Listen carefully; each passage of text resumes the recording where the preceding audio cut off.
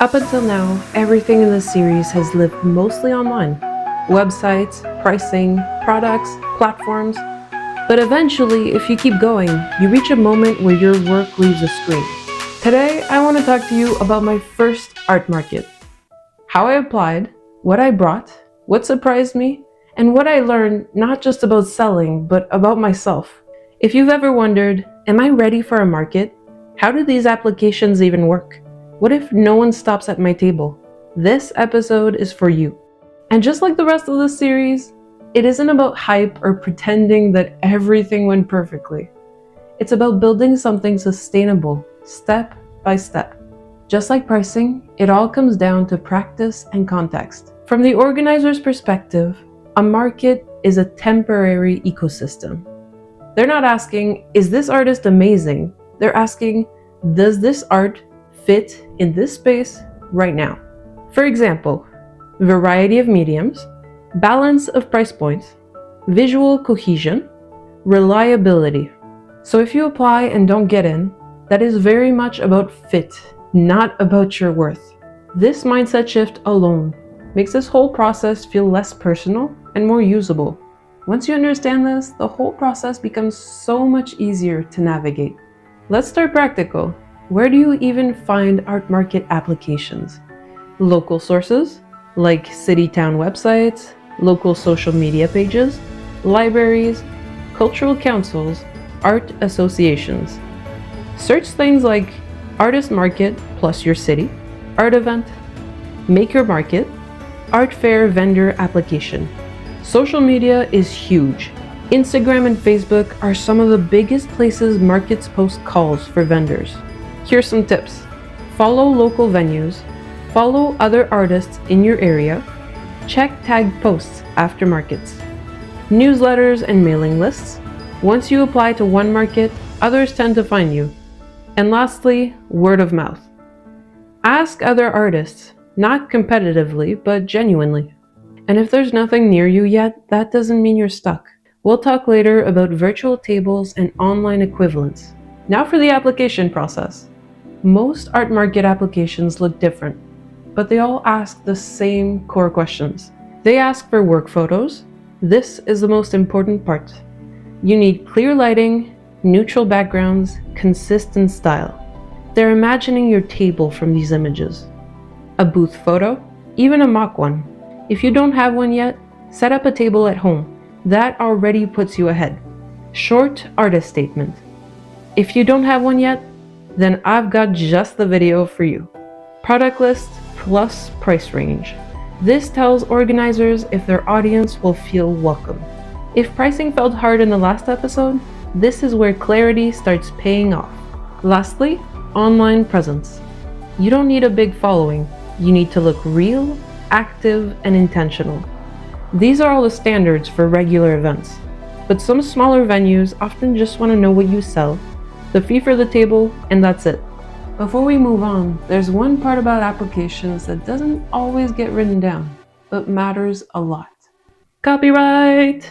If you're applying to markets using popular characters, especially from big companies, just because they sell well or get attention, that is still copyright infringement. It doesn't matter how big the company is. It doesn't matter if everyone else is doing it. It doesn't matter if it feels harmless. It's still theft. If you're wondering how far is too far, or what counts as transformative, I have a full video breaking this down calmly and clearly. Markets are increasingly strict about this, and more importantly, building a career on borrowed IP limits you in the long run. Your voice is the asset, not borrowed characters. Once you're accepted, the question becomes, what do I actually bring?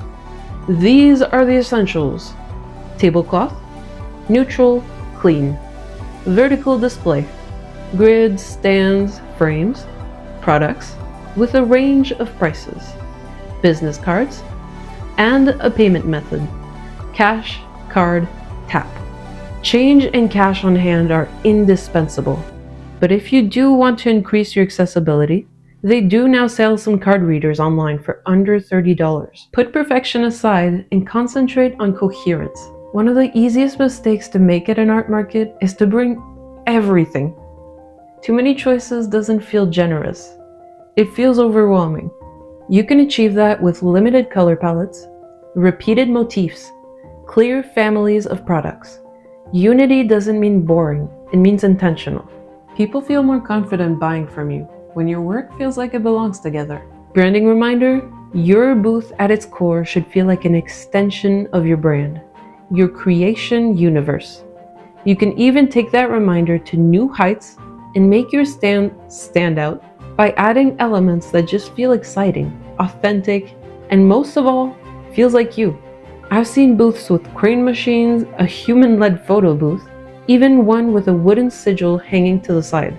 We're creatives. Don't be afraid to explore. There is another factor that you don't always control, but should understand. Your table placement. Corners, people linger longer. Entrances, fast traffic. Near food, distracted buyers. Near similar artists, comparison. You shouldn't stress too much about it, but it is something to observe. Every art market can teach you how people move, and observation can become your greatest strength. Speaking of observation, online, people scroll. At art markets, people touch. Flip through print bins, texture samples, sketchbooks, small items to hold. The moment someone touches something, they already imagine owning it. You're helping them connect with your work. Let's talk about selling without the awkwardness. People don't like to be sold to. They like to be welcomed.